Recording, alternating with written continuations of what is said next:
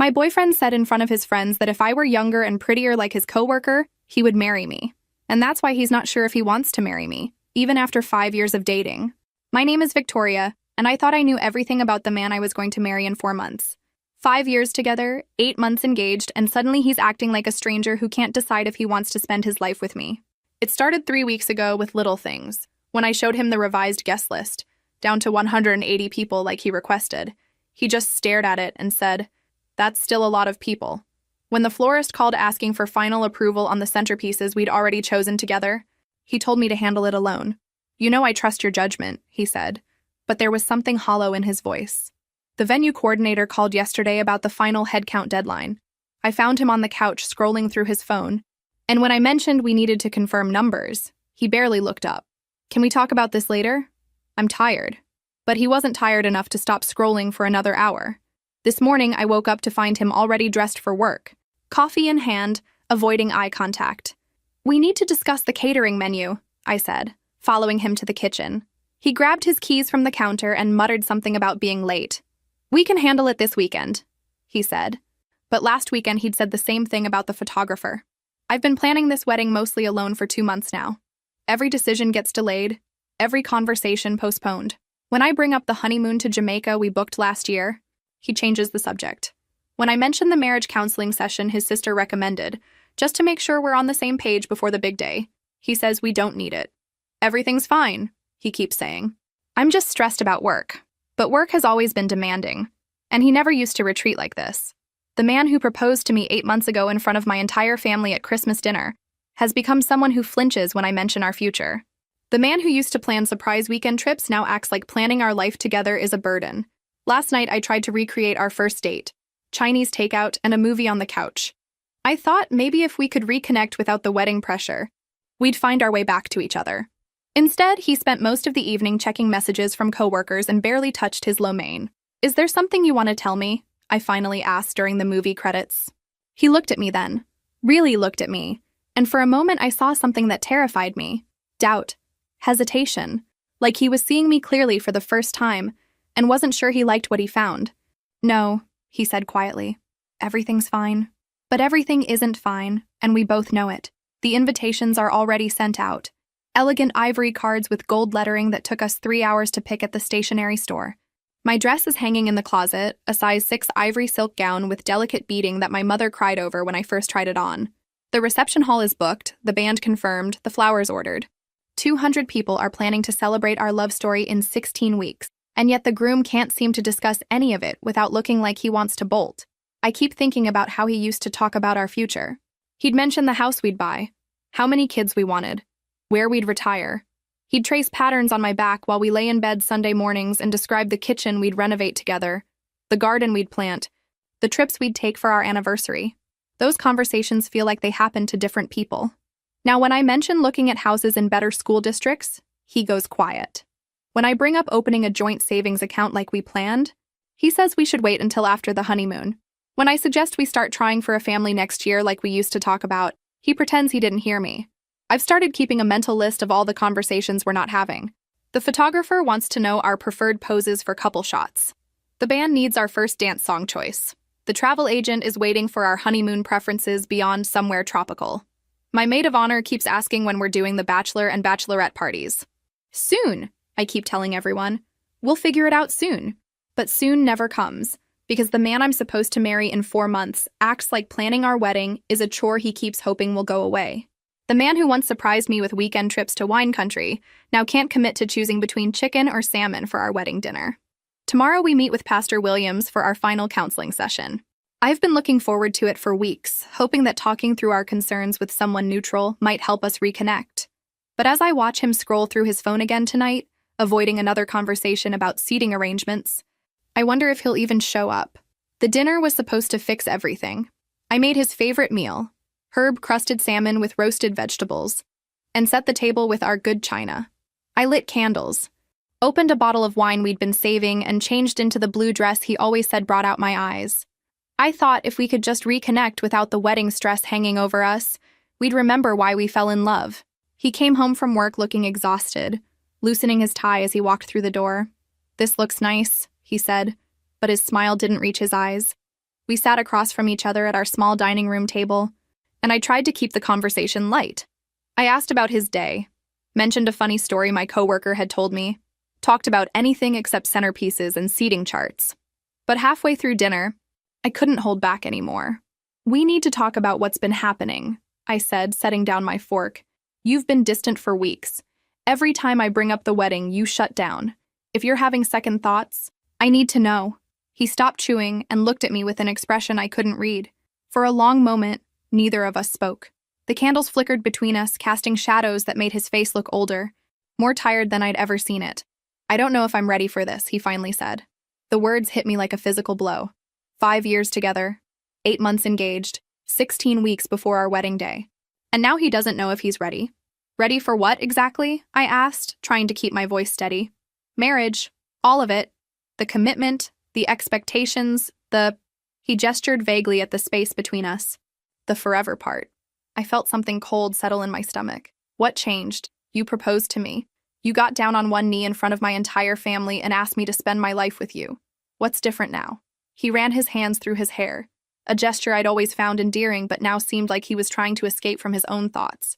"The guys at work have been talking about marriage, about how it changes everything, how you lose your freedom, your identity, how women change after the wedding, become demanding and controlling." "The guys at work?" I repeated, unable to believe what I was hearing. "You're getting marriage advice from your single coworkers?" "It's not advice exactly, it's just perspective. They've seen their friends get married and watched how everything changed. How the woman they fell in love with becomes someone different once she has that ring and that commitment." I stared at him across our half-eaten dinner, at this man I thought I knew completely. "Do you think I'm going to change? After 5 years together, do you really think a marriage certificate is going to transform me into some demanding monster?" He couldn't meet my eyes. I don't know what to think anymore. The conversation spiraled from there. He talked about feeling pressured, about wondering if we were getting married because it was expected rather than because we truly wanted to. He mentioned friends who'd gotten divorced, statistics he'd heard about marriage failure rates, fears about becoming trapped in something he wasn't sure about. I tried to reason with him, to remind him of all the conversations we'd had about our future, all the plans we'd made together. But every point I made seemed to bounce off him like he'd already made up his mind to doubt everything we'd built together. We barely touched our food after that. The wine went flat, the candles burned down to stubs, and we sat in increasingly uncomfortable silence until he finally got up and started clearing the table. "I think I need some space to think," he said as he loaded the dishwasher. "Space to think about what? About whether you want to marry me after 5 years together? About whether I'm ready for marriage at all?" That night, he slept on the couch. I lay awake in our bed, staring at the ceiling and trying to process what had just happened. The man I was planning to spend my life with had essentially told me he wasn't sure he wanted to spend his life with me. The next morning, he was gone before I woke up. He'd left a note saying he was going out with friends and would be home late. As I sat alone at our kitchen table with my coffee, I realized he'd rather spend Saturday discussing our relationship with his coworkers at a bar than working through our problems with me. The call came at 2:47 on Sunday afternoon. I was folding laundry, trying to keep busy while he was still out with his friends from the night before, when my phone rang. The caller ID showed a number I didn't recognize, but something made me answer. "Victoria? This is Mike from your fiancé's accounting department." I knew Mike vaguely. They'd worked together for about 3 years, and I'd met him at a few office parties. He sounded uncomfortable, like he'd rather be anywhere else than making this phone call. "Hi, Mike. Is everything okay?" There was a long pause.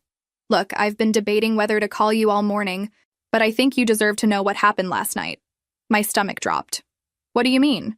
"We were all at Murphy's Pub, you know, the place downtown with the pool tables.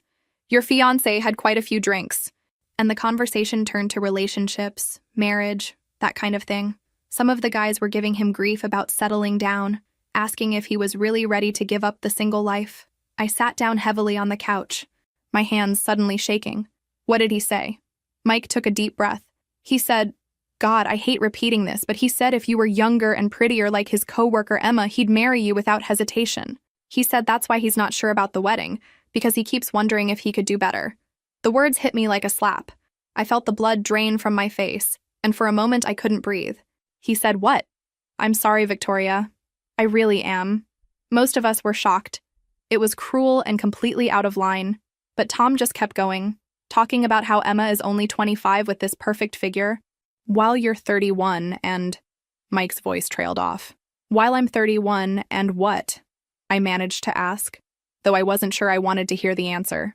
He said you're getting older, that you've put on weight since you got engaged, and that sometimes he wonders what it would be like to be with someone younger and more attractive.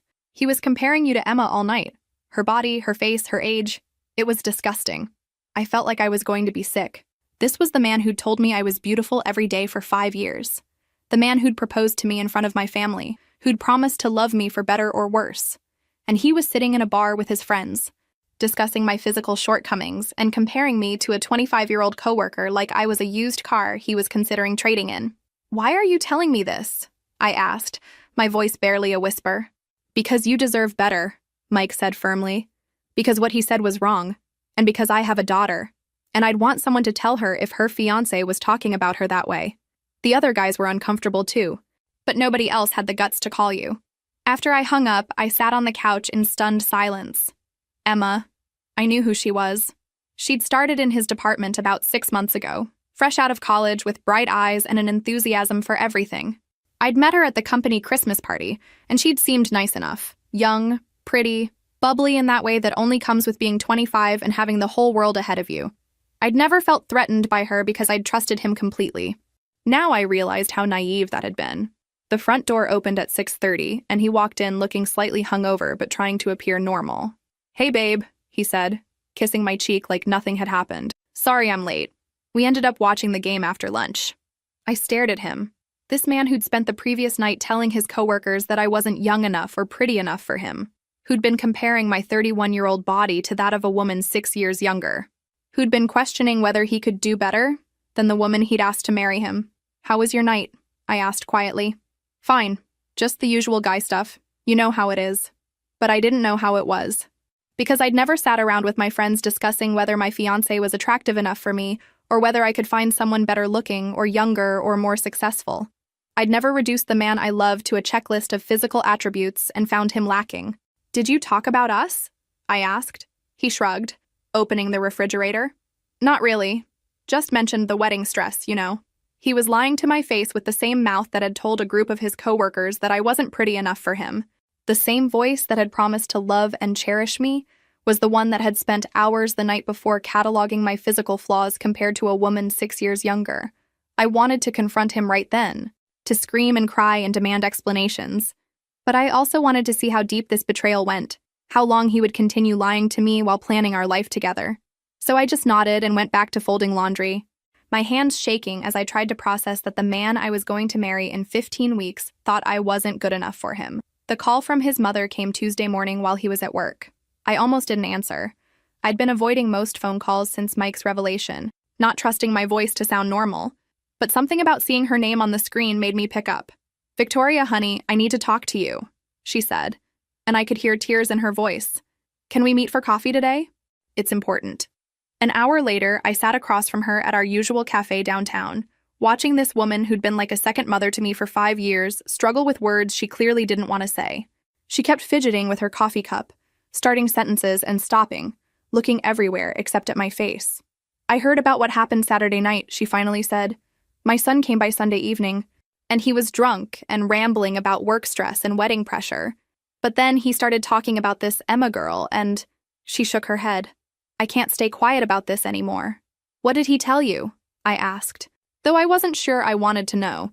"He's obsessed with her, Victoria. Not just attracted. Obsessed. He talks about her constantly when he thinks no one's listening. He mentions what she wore to work, what she said in meetings, how she laughs at his jokes.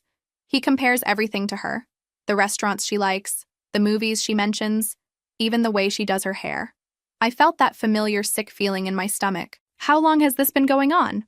Months. Since she started working there. At first I thought it was just a harmless crush. You know, the kind married men sometimes get. But it's gotten worse.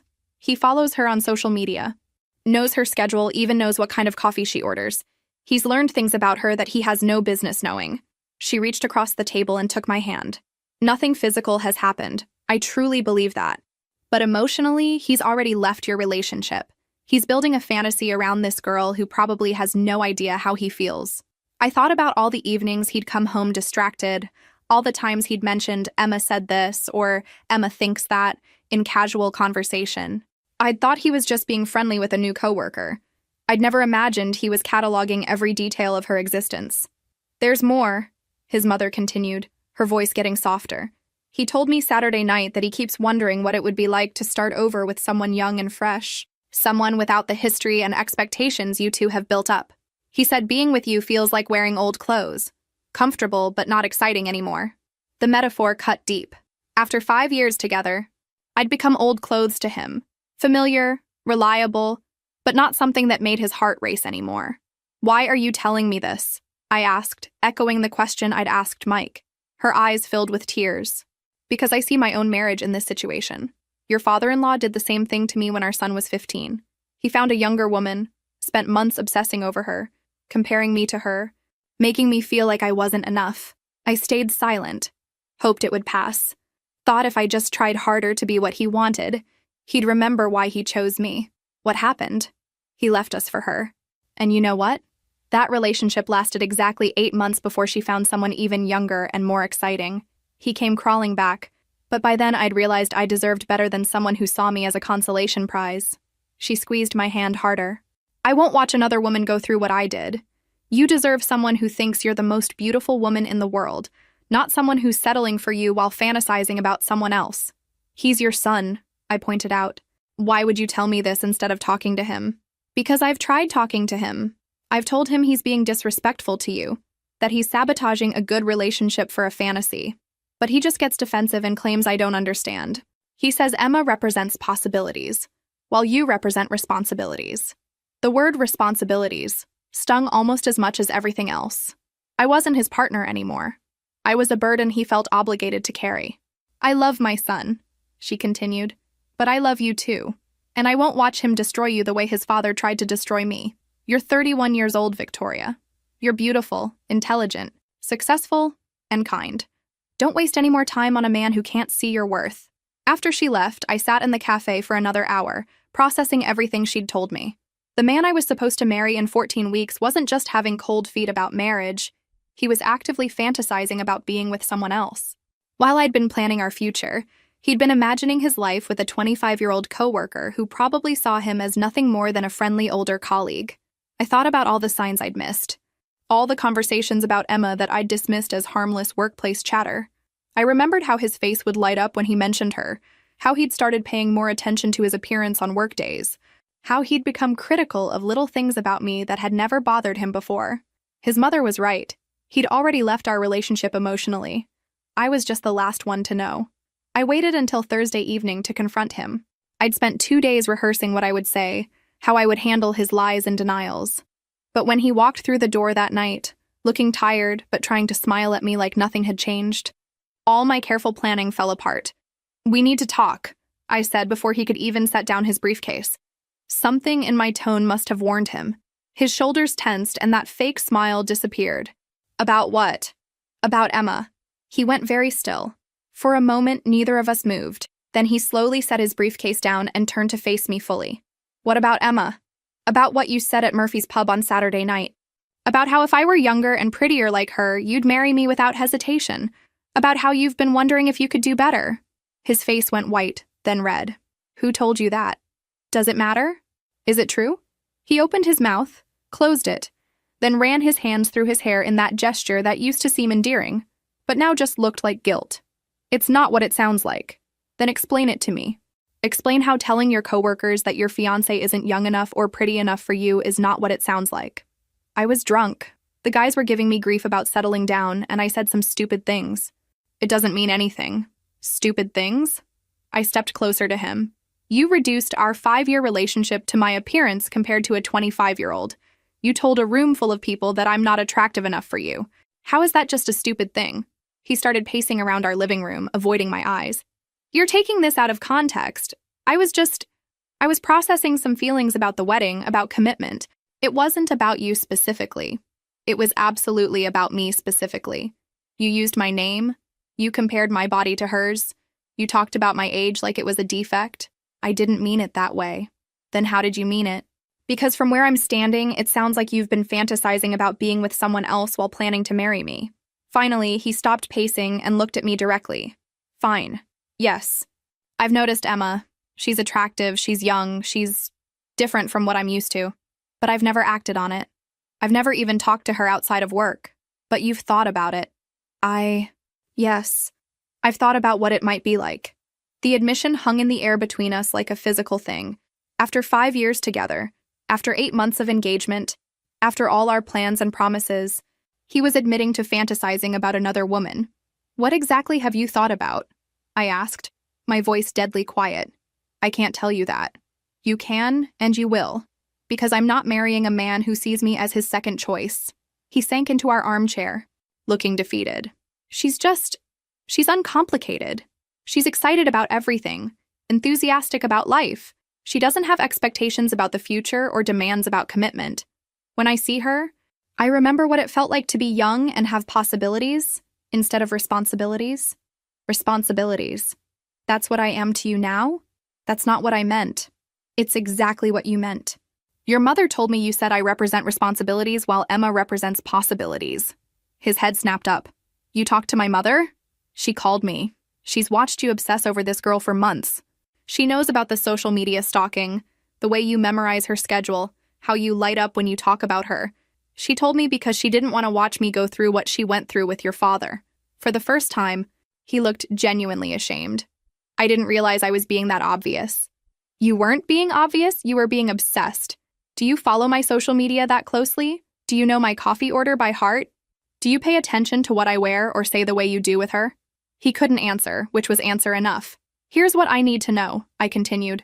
If Emma walked up to you tomorrow and said she wanted to be with you, would you leave me for her? That's not a fair question. It's the only question that matters. Would you? He stared at the floor for a long time. When he finally looked up, his eyes were filled with a confusion that broke my heart. I don't know. After 5 years together, after promising to spend your life with me, you don't know if you'd choose me over a fantasy about a 25-year-old coworker? It's not that simple. It absolutely is that simple. Either you want to marry me, or you don't. Either you think I'm beautiful and worth committing to, or you think you can do better with someone younger and prettier. There's no middle ground here. He was quiet for so long I thought he might not answer at all. When he finally spoke, his voice was barely audible. Sometimes I look at you and I see our whole future laid out. The mortgage, the kids, the routine, growing old together. And sometimes that feels like enough, like what I want. But other times, I look at Emma and I see adventure and excitement and the possibility of feeling young again. So you're saying I'm boring. I'm saying you're safe. And maybe I'm not ready for safe. The words landed like physical blows. Safe, boring, responsible. A consolation prize compared to the excitement of someone younger and prettier. After everything we'd built together, I'd become the sensible choice he wasn't sure he wanted to make. I couldn't sleep after our conversation. By Friday afternoon, I'd made a decision that might have been crazy but felt necessary. I needed to hear Emma's side of the situation. If my fiancé was building a fantasy around her, I wanted to know if she was aware of it, or if she was as innocent in this as I hoped. I knew where she worked. The same accounting firm as him, 3 floors down. I also knew she usually grabbed coffee from the shop across the street around 3 p.m., because he'd mentioned it enough times for me to memorize her routine along with him. I waited outside the coffee shop, feeling like a stalker but needing answers. When she emerged with her usual vanilla latte, I approached her before I could lose my nerve. Emma? I'm Victoria. I'm engaged to your coworker from the 7th floor. She looked confused for a moment, then recognition dawned. Oh, from the Christmas party. Hi, how are the wedding plans going? Her enthusiasm was genuine, which somehow made everything worse. She had no idea that my fiancé had been using her as ammunition against our relationship. That's actually what I need to talk to you about. Could we sit down for a few minutes? We found a table in the corner of the coffee shop, and I watched her face as I explained what had happened. Her initial confusion gave way to shock, then disgust, then something that looked like genuine anger. He said, "What about you?" she asked, her voice rising. That if I were younger and prettier like you, he'd marry me without hesitation, that he wonders if he could do better. Oh my God. She covered her face with her hands. Victoria, I am so sorry. I had no idea he was thinking about me that way, let alone comparing us. So you've never encouraged him, never flirted or given him signals? Absolutely not. She looked horrified. He's engaged. And even if he wasn't, He's 15 years older than me and my supervisor's colleague. I've always been completely professional with him, but he knows a lot about you. Your schedule, your coffee order, what you post on social media. Her expression darkened. I've noticed him around more than seemed normal. He always happens to be in the break room when I am.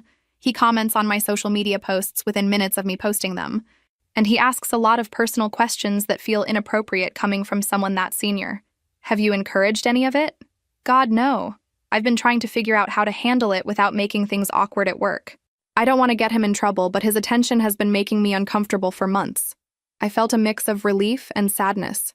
Relief that Emma wasn't some manipulative woman trying to steal my fiancé, but sadness that my situation was even worse than I'd thought.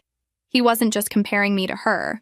He was essentially harassing a younger coworker who wanted nothing to do with his attention. There's something else, Emma said, looking uncomfortable. Last month, there was this group happy hour after work. Most of the department went, and we were all sitting around talking. The conversation turned to relationships, and someone asked him about his wedding plans. What did he say? He said he was having second thoughts about settling down so young. Someone pointed out that 36 isn't that young, and he said he meant settling down with someone who was already 31. He said maybe he should find someone who still had their whole 20s ahead of them, someone who hadn't already lived through their fun years.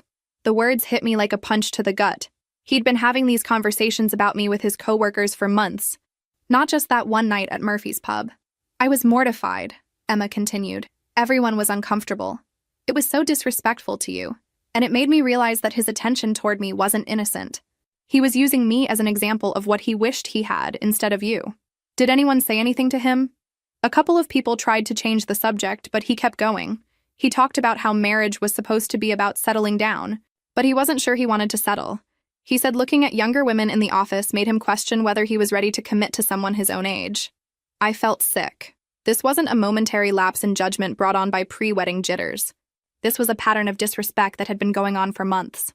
I want you to know, Emma said, leaning forward earnestly, that using someone as a measuring stick against their partner is disgusting. You deserve so much better than a man who talks about you that way behind your back. Thank you for being honest with me. Can I be even more honest? She asked. From what I've observed, he has this fantasy about me that has nothing to do with who I actually am. He thinks I'm this carefree, exciting person because I'm 25, but I work 60-hour weeks, I live with 2 roommates to afford rent, and I spend most of my free time studying for my CPA exam. I'm not more fun or exciting than you.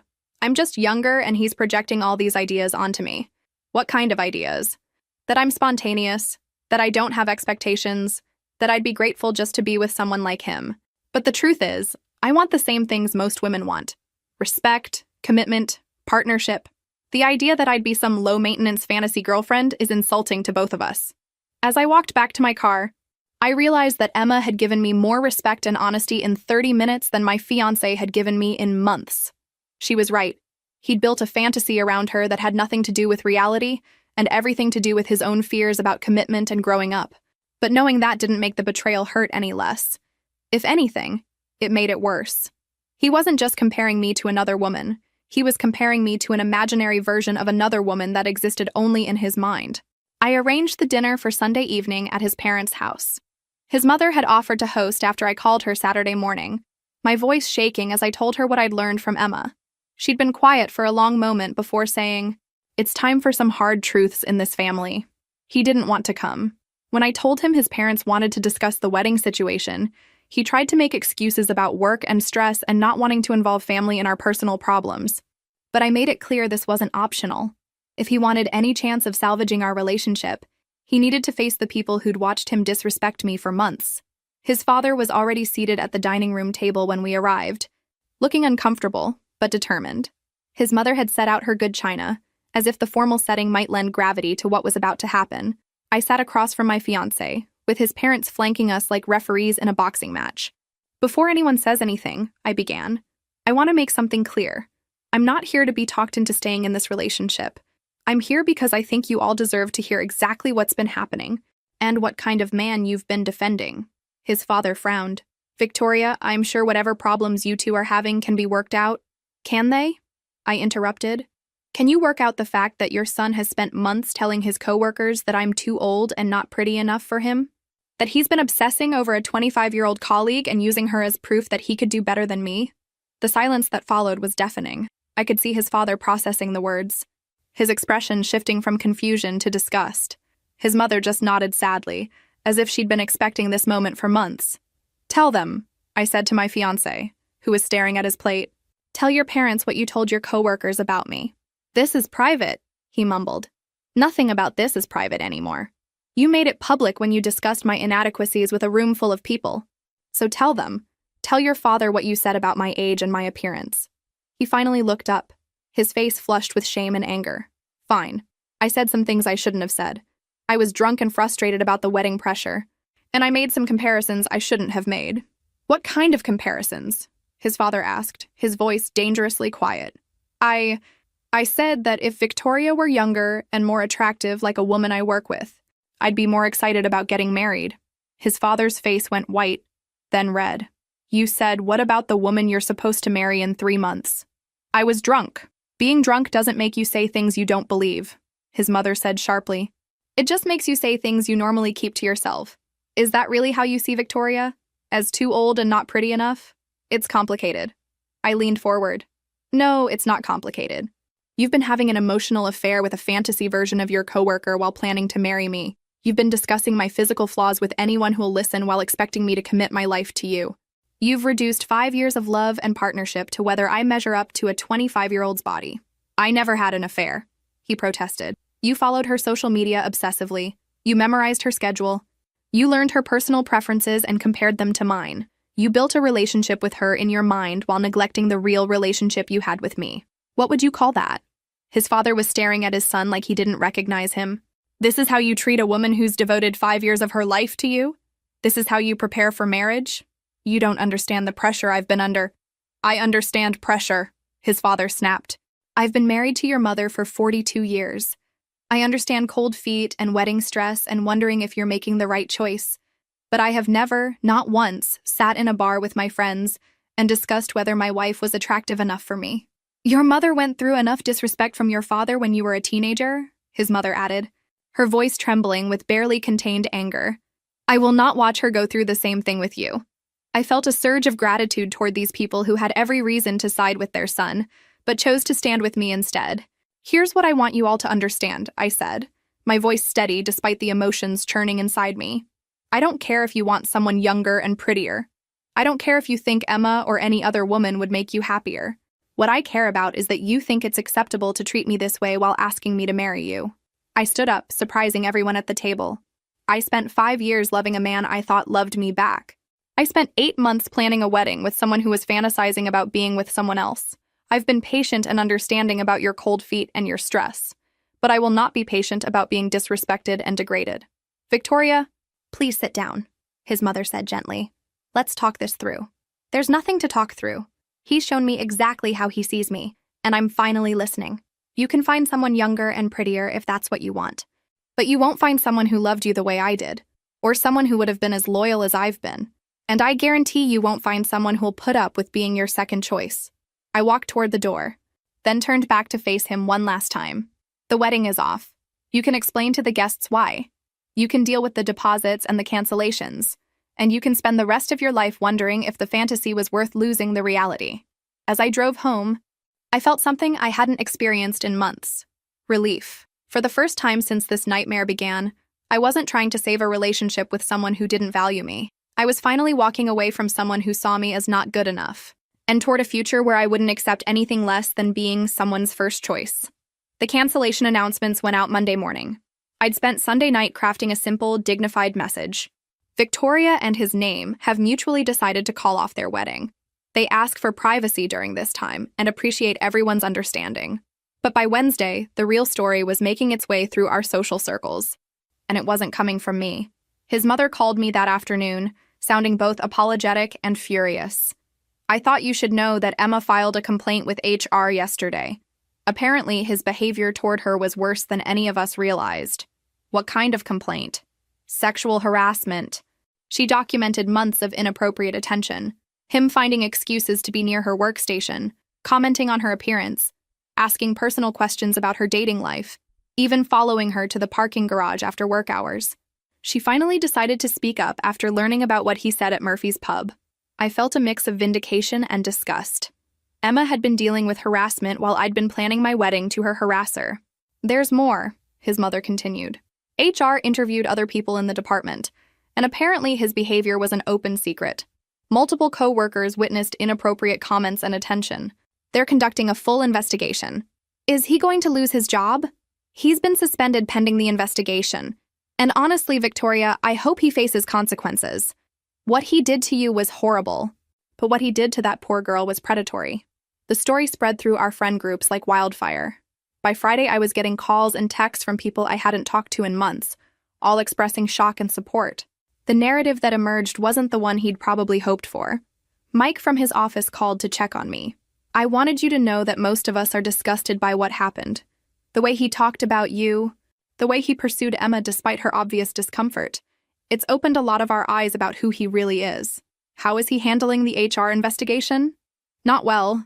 He's been calling people, trying to get us to downplay what we witnessed or heard. He even had the nerve to ask me to change my story about the Murphy's pub incident. He claims he was just venting about wedding stress, not seriously comparing you to Emma. But you were there. You heard what he actually said. I heard him spend 2 hours systematically tearing down everything about you, while building up fantasies about a woman young enough to be his little sister. There's no spin that makes that acceptable. The social media fallout was swift and brutal. Someone had screenshotted his excessive interactions with Emma's posts. The immediate likes, the flirty comments, the way he'd started mirroring her interests in his own posts. Friends began connecting the dots between his online behavior and the canceled wedding. My maid of honor posted a simple message. Some people show you who they really are when they think no one is watching. I'm proud of my friend for choosing self-respect over settling for someone who couldn't see her worth. The comments that followed were overwhelmingly supportive of me and critical of him. People shared their own stories of partners who'd made them feel not enough and praised my decision to walk away rather than compete with fantasies. His college friends, men who'd known him for 15 years, started distancing themselves from him publicly. One posted, "Real men don't tear down the women who love them to build up fantasies about women they'll never have." Disgusting behavior from someone I thought I knew. The professional consequences extended beyond HR. His reputation in the industry took a hit as word spread about the harassment complaint and his treatment of me. Emma wasn't just some random woman. She was well-liked and respected by colleagues who now saw him as someone who'd abused his seniority to make a younger coworker uncomfortable. Thursday evening, his mother invited me to dinner, just the two of us. We sat in her kitchen, the same place where she'd helped me plan engagement party menus and discussed wedding traditions. "I owe you an apology," she said. "I saw the signs of what he was becoming, and I should have spoken up sooner." "You did speak up. You told me about Emma when I needed to know. I should have told him that his behavior was unacceptable before it got to this point. I should have raised a son who knew better than to treat women this way. He's 36 years old. His character isn't your responsibility anymore." She was quiet for a moment, then said, "His father and I are ashamed. We've watched you grow into an amazing woman over the past 5 years. You've been kind to our family, patient with our son, and a joy to have in our lives. The way he repaid that loyalty is unforgivable. Thank you for saying that. I want you to know that you'll always be family to us, regardless of what our son did. You showed incredible strength in walking away from someone who didn't deserve you." As I drove home that night, I realized that the humiliation I'd feared never materialized. Instead of being seen as the woman who wasn't good enough, I was being recognized as the woman who was too good to accept being treated as second best. The shame belonged entirely to him, and the community of people who truly mattered was making that very clear. Moving out of our shared apartment was both heartbreaking and liberating. I'd found a small one-bedroom place across town. Nothing fancy, but it was mine alone. As I packed 5 years of shared memories into boxes, I kept discovering how much of myself I'd lost, trying to be what I thought he wanted. There were clothes I'd stopped wearing because he'd made subtle comments about them being too young for me or not flattering. Books I'd hidden because he'd rolled his eyes at my romance novel phase. Hobbies I'd abandoned because he'd called them silly or time-consuming. I'd been slowly erasing myself to fit into his vision of what a 31-year-old woman should be. The financial separation was surprisingly empowering. For years, I'd deferred to his opinions on money. He made slightly more than me and had strong opinions about practical purchases. Now, sorting through our joint expenses, I realized how much of my own financial independence I'd given up. I'd been splitting everything equally despite him controlling most of the decisions. You know what the craziest part is? I told my sister as we unpacked boxes in my new kitchen. I actually make decent money. I've been successful in my career. I have good savings. I can afford this place on my own. But somehow I let him convince me that I needed his approval for every purchase over $50. He was controlling you financially too? Not overtly. But he had this way of making me feel guilty about spending money on myself. If I wanted new clothes, he'd ask if I really needed them. If I wanted to go out with friends, he'd mention how expensive restaurants had become. Meanwhile, he never questioned his own spending on craft beer or those expensive headphones he just had to have. Setting up my own space felt like rediscovering who I was. I bought bright throw pillows for the couch, colors he'd always said were too bold for our neutral decor. I hung up artwork I loved but had kept in storage because he'd called it too feminine. I filled the apartment with plants, something he'd always vetoed because of the maintenance. My first solo grocery shopping trip was revelatory.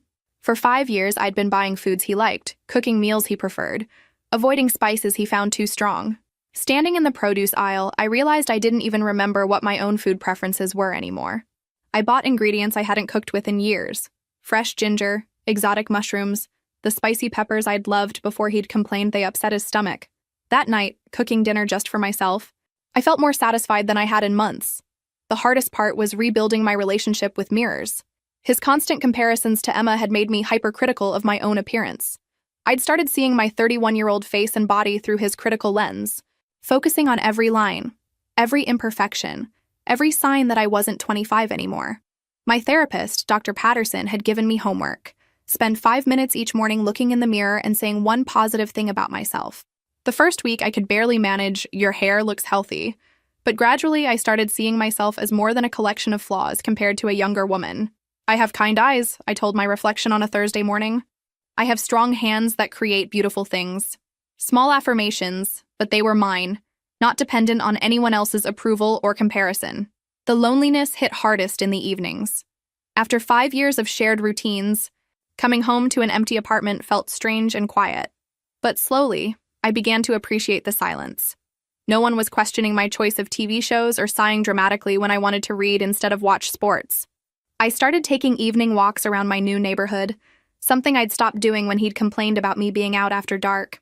I discovered a bookstore 3 blocks away, a coffee shop that made amazing lavender lattes, a small park where I could sit and think without interruption. 3 weeks into my new life, I ran into an old college friend at that coffee shop. Maria took one look at me and said, "You look different. Lighter somehow." "I feel different," I admitted. Like I'm remembering who I used to be before I started trying to be someone else's ideal woman. The breakup was hard, but it was the right choice. The breakup was devastating, but staying would have destroyed me slowly. I was becoming smaller and smaller, trying to fit into his vision of what I should be. Now I'm remembering that I'm allowed to take up space. That night, I did something I hadn't done in years. I took a long bath with expensive bath salts, lit candles around the tub, and read a romance novel without feeling guilty about it. It was a small act of self-care, but it felt revolutionary. I was learning that rebuilding self-esteem wasn't about convincing myself I was perfect. It was about remembering that I was enough, exactly as I was. Not too old, not too demanding, not too much. Just enough. He showed up at my apartment on a Tuesday evening, 6 weeks after I'd moved out. I saw him through the peephole, standing in the hallway looking nervous and rehearsed, probably having practiced whatever speech he'd prepared. For a moment, I considered not answering, but I knew this conversation needed to happen eventually. "What do you want?" I asked through the door. "Please, Victoria, just 5 minutes. I need to talk to you." I opened the door but didn't invite him in. He looked terrible, thinner than when I'd last seen him, with dark circles under his eyes and stubble that suggested he hadn't been taking care of himself. Part of me felt a familiar urge to comfort him, but I pushed it down. His suffering wasn't my responsibility anymore. "You look good," he said, and I could see him taking in my appearance. I was wearing a bright blue dress I'd bought the week before, one that made me feel confident and beautiful. "This place is nice too." "What do you want?" I repeated. "I want to apologize. I want to explain what happened, and I want to see if there's any way we can work through this." "There isn't. Just hear me out." "Please, I know I made mistakes, but I've been thinking about everything that happened, and I realize now how wrong I was. The thing with Emma was never real. It was just me panicking about commitment and projecting fantasies onto someone who meant nothing to me." I leaned against my doorframe, not inviting him in, but listening to see where this would go. I was scared about getting married, about growing up and taking on all those responsibilities. When I saw Emma, she represented this fantasy of staying young, of not having to face adult commitments. But it was never about her specifically, and it was never about you not being enough. So you destroyed our 5-year relationship because you were scared of growing up? I know how it sounds, but I've had time to think, and I realize what a mistake I made. You're the best thing that ever happened to me. You're beautiful, intelligent, successful, kind, everything I should want in a partner. I was an idiot to let my fears make me forget that. His words might have moved me 6 weeks earlier, but now they just sounded hollow. Do you hear yourself? You're talking about me like I'm a good deal you almost passed up. Like I'm a sensible choice you should appreciate more. That's not what I mean. It's exactly what you mean. You're not saying you love me passionately or that you can't live without me. You're saying I'm a good catch that you were foolish to undervalue. You're still seeing me as a practical decision rather than the love of your life. He stepped closer, and I could smell his familiar cologne. I do love you. I've always loved you. No. You loved the idea of me. You loved having a girlfriend who was stable and supportive and easy to be with. But when it came time to commit to me as a real person, someone who ages, someone who has needs and expectations, someone who isn't a fantasy, you balked. I'm ready to commit now. I want to marry you, have the life we planned together. Because your fantasy didn't work out? Because Emma filed a harassment complaint and you realized she was never interested in you? Because your reputation is damaged and you need someone loyal to help rebuild it? His face flushed. It's not like that. Then tell me, if Emma had been interested in you, would you be here right now trying to win me back? He was quiet for too long, which was answer enough. That's what I thought. You don't want me back because you realized I'm amazing and you made a mistake. You want me back because I'm safe and available and willing to forgive you. You want me back because starting over with someone new would be difficult, and I represent the easy path. Victoria, please. I know I hurt you, but we can get past this. We have 5 years of history together. That has to count for something.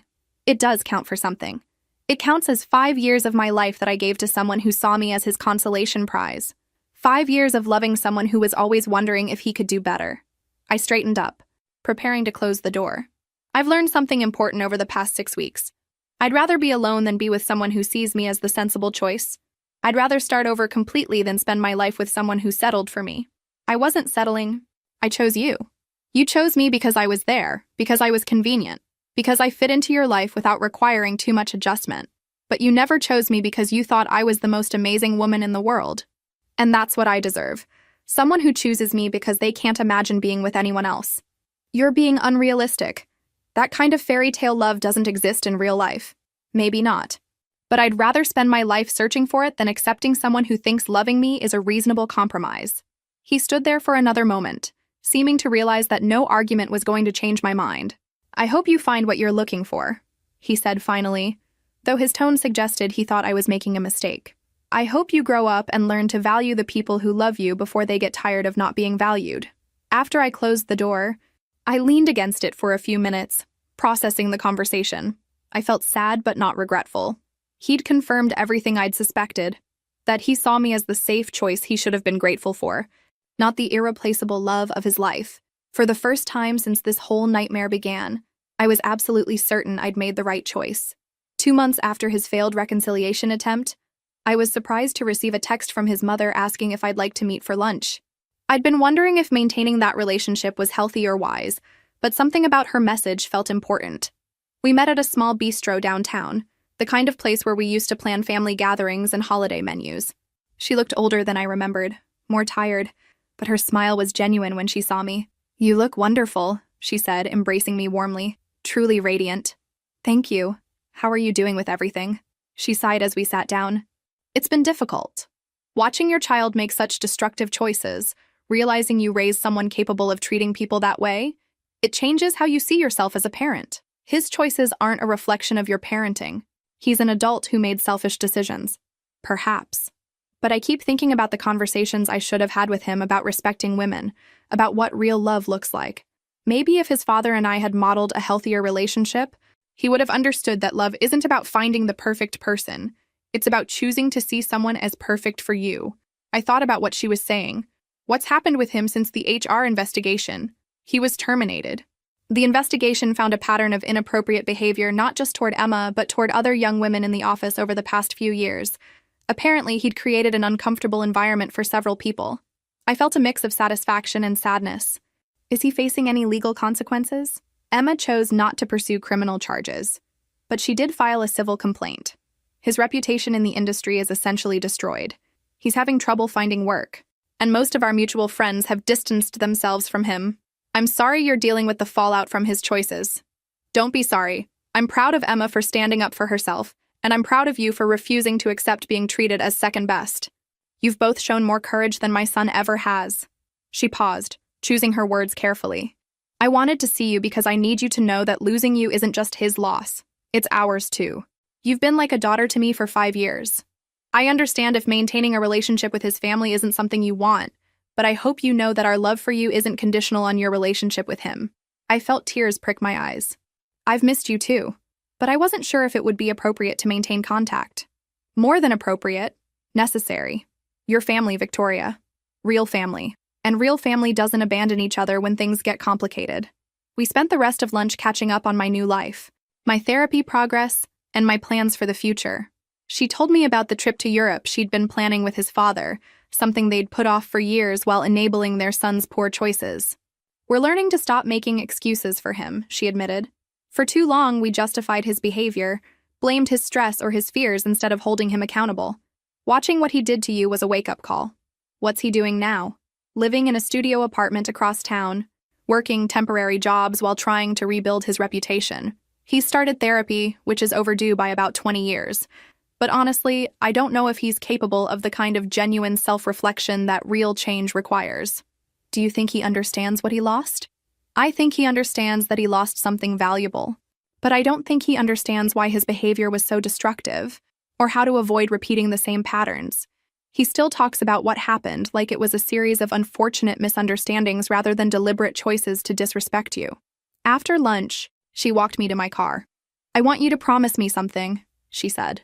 Promise me you won't settle for less than you deserve in your next relationship. Promise me you'll hold out for someone who sees you the way you should be seen, as an incredible woman who any man would be lucky to have.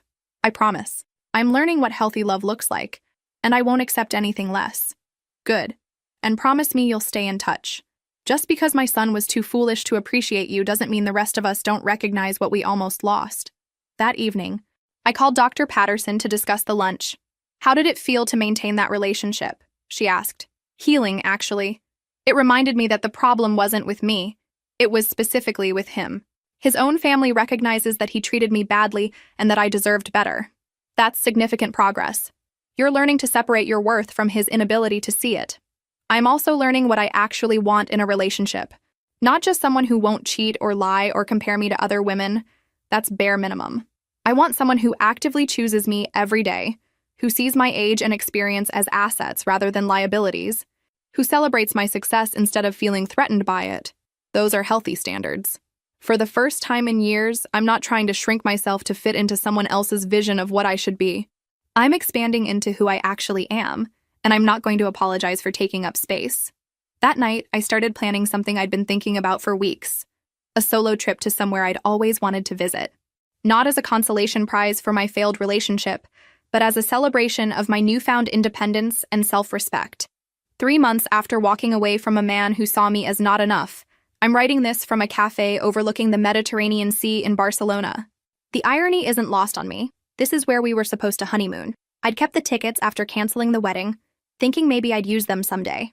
That someday turned out to be now, and I'm here alone by choice. The trip almost didn't happen. 2 weeks before leaving, I ran into him at the grocery store. He looked surprised to see me. Then his eyes took in my appearance with that familiar, assessing look. I was wearing a sundress I'd bought for the trip, my hair longer than he'd ever liked it, my confidence visible in the way I carried myself. You look different, he said, blocking my path between the produce section. I feel different. I heard you're going to Spain. That was supposed to be our honeymoon destination. Now it's my celebration of new beginnings destination. He shifted uncomfortably. Victoria, I've been thinking a lot about what you said, about how I made you feel like a consolation prize. I want you to know that wasn't true. I did love you. Past tense noted. I still love you. I I didn't know how to handle my fears about commitment and aging and settling down, but I've been in therapy, and I'm starting to understand how my issues affected our relationship. I looked at this man who had once been the center of my world, and felt nothing but mild irritation that he was making me late for my evening plans. I'm glad you're getting help, but this conversation is 3 months too late and completely irrelevant to my life now. Don't you think we owe it to 5 years together to try again? To see if we can work through this now that I understand what went wrong? What we owe to those 5 years is to learn from them. I learned that I deserve better than someone who sees loving me as settling. What did you learn? He was quiet for a moment. I learned that I lost the best thing that ever happened to me. No, you learned that actions have consequences. If you'd actually learned that I was the best thing that ever happened to you, you would have treated me that way when you had the chance. I started to push my cart past him, but he stepped sideways again. I know I don't deserve another chance, but I'm asking for one anyway. I'll spend the rest of my life making up for how I treated you. The rest of your life should be spent learning how to value people before you lose them, so you don't make the same mistakes with someone else. But it won't be spent making anything up to me, because I'm done accepting apologies in place of respect. So that's it? 5 years together means nothing? 5 years together means everything. It taught me exactly what I will and won't accept in my next relationship. It taught me that I'd rather be single than be with someone who thinks I'm not good enough. It taught me that my worth isn't determined by whether someone chooses to see it. This time when I moved my cart, he didn't try to stop me. Now, sitting in this Spanish cafe with a book I actually want to read and a glass of wine I chose because I like it, not because someone else approved of it, I feel genuinely grateful for everything that happened. Not grateful for the pain or the betrayal, but grateful that it happened early enough for me to rebuild my life, instead of spending decades with someone who saw me as his reasonable compromise. The woman at the table next to me is about my age, maybe a few years older, traveling with her husband. I watched them earlier as they navigated the menu together, him deferring to her language skills, her lighting up when he complimented her pronunciation of the Spanish words. They hold hands while they read, and he looks at her the way I always hoped someone would look at me, like she's the most fascinating person in the room. That's what I'm holding out for now. Not someone who thinks I'm a good enough choice, but someone who thinks I'm the only choice that makes sense for them. My phone buzzes with a text from his mother. Thinking of you on your trip. I hope you're having the adventure you deserve. I smile and text back a photo of my tapas and wine with the caption, having the time of my life. Thank you for reminding me I deserve to be chosen, not settled for. Tomorrow I'm taking a flamenco class, something I mentioned wanting to do years ago before he'd dismissed it as too cliché for tourists. Next week I'm hiking in the mountains, then spending 3 days at a wellness retreat focused on self-discovery and empowerment.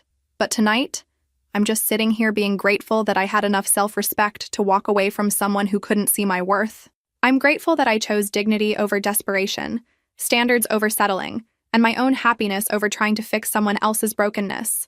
The sun is setting over Barcelona, painting the sky in shades of pink and gold. And for the first time in years, I'm not wondering if someone else would appreciate this moment more than I do. I'm not comparing myself to younger women or worrying about whether I'm exciting enough or pretty enough or anything enough. I'm just enough exactly as I am. And someday, someone will be smart enough to see that from the very beginning.